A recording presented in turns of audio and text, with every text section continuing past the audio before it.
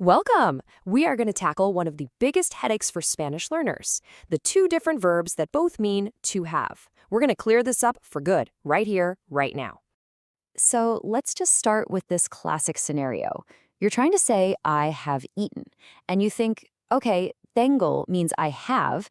So you say, tengo comido. And you just get that blank stare, right? That little confused look. If that sounds familiar, you are in exactly the right place. Because over the next few minutes, we're going to do more than just list a bunch of rules. We're going to build a really simple, clear way of thinking about this so you understand why that sentence doesn't quite work. The goal here is to get you choosing the right verb automatically without even having to think about it. All right, let's dive right in. First up to the plate, we have the verb tener.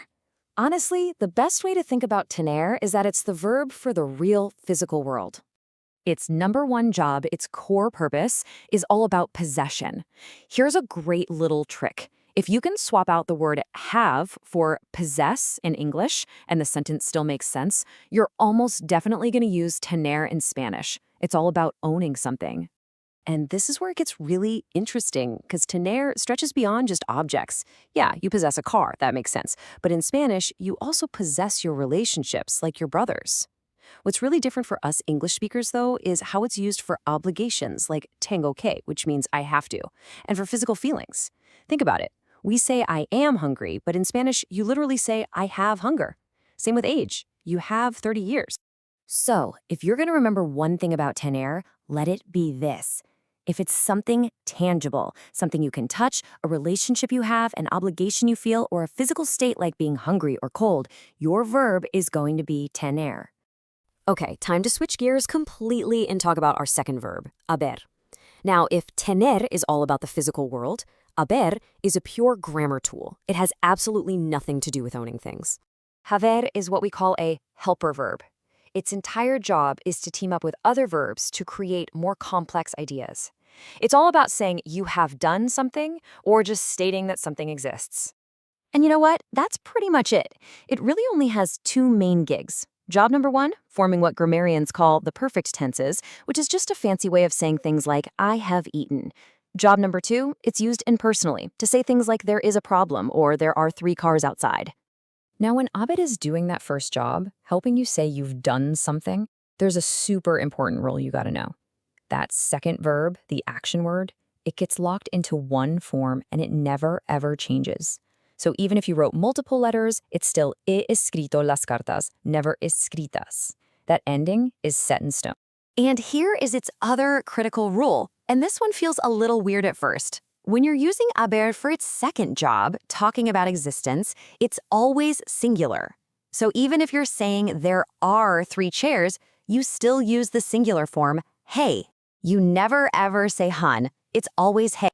Okay, so we've met them both separately. Now let's put them right next to each other, head to head. This is where it's all going to click into place, and you'll see why you can never, ever swap one for the other. This little chart just makes it all so clear. Look how that one English word, have, just splits into these totally separate jobs in Spanish. I have a book, that's possession, so it's tener. But I have read a book, see, that's an action you've completed, that's a perfect tense. It has to be haber. There is a book, that's existence, so it's haber again.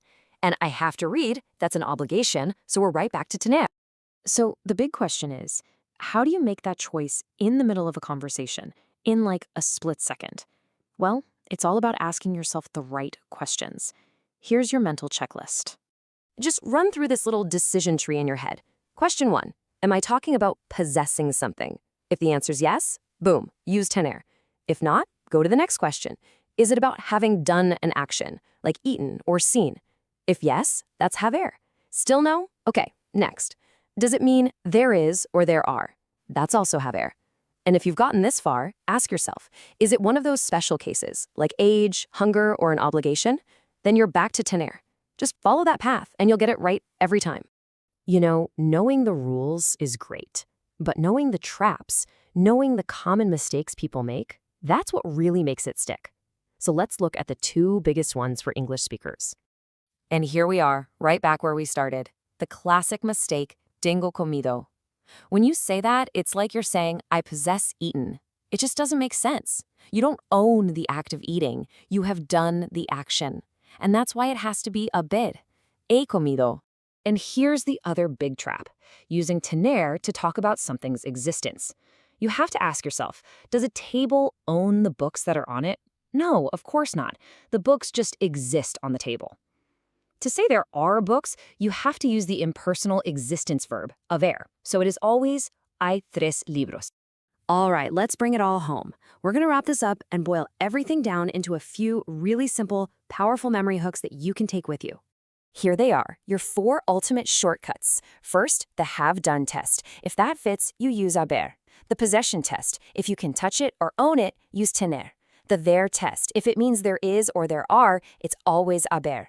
And finally, the obligation rule. If you mean have to, it is always, always tener que. This is the slide to remember. It's your ultimate cheat sheet. So really, if we boil it all down to one single thought, it's this. Tener is for real, tangible things. Stuff you own, feelings in your body, things you must do. Haber is abstract. It's just a grammar tool, a piece of machinery you use to build sentences. Okay, let's end with a quick pop quiz to lock this in for good.